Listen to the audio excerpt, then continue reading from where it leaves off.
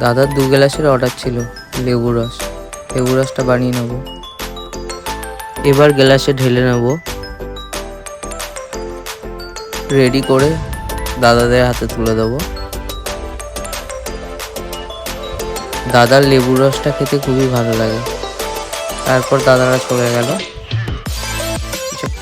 তারপর 2 গ্লাস আখের রসের অর্ডার আসলো। তারা ভিডিও করতে বারণ করলো বলে আমি ভিডিও করলাম না। এই গ্লাসটা 300 ml 20 টাকা।